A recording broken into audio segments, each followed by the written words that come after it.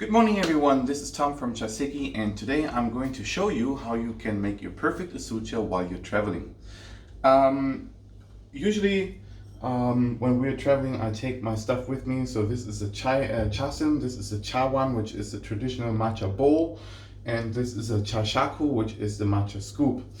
I will demonstrate this with a chashaku, but you can easily take a teaspoon. So I make a double Usucha, and one chashaku like this is about 1 gram. So for a Usucha you take usually 2 gram, but I make a double Usucha, so I take 4 scoops. In teaspoons, that would be 2 heaping teaspoons. Another problem that you might have is most water kettles that you find are not able to set the water temperature. Our water kettle can do that, but in this case it is not possible. The water temperature is essential for good matcha. It should not be over 80 degrees Celsius, and that's why you want to pour your water into a separate bowl. So this is about the amount of water that I need, and with every time that you pour the water into a new vessel, the water temperature drops about 5 to 7 degrees Celsius. So I'm going to do that 2 times. Now it should be around 85, a little bit below 80,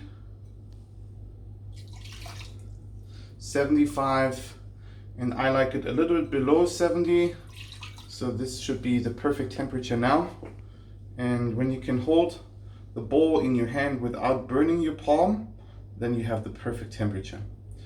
So this is good to go now. And because I don't have a sieve with me and I cannot sieve the matcha, I just add a little bit of water in the beginning and I create a paste.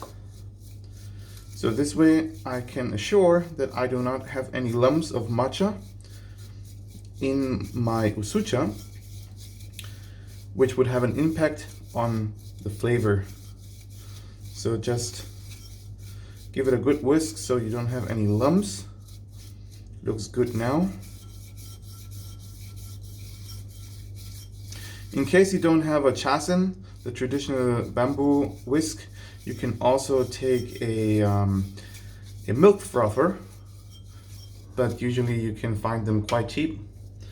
So now I add the rest of the water and I give the whole thing a good whisk to create a nice foam on top of the Usucha. And you try to avoid to have big bubbles on top. So the finer the bubbles, the better your Usucha.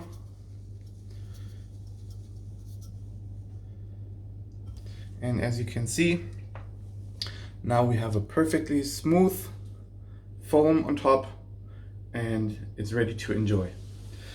So it's not hard to make perfect Usucha while you're traveling. I'm gonna take the first sip to get energized for the day. I hope you enjoy your Usucha wherever you are, and I'll see you in my next video. Bye.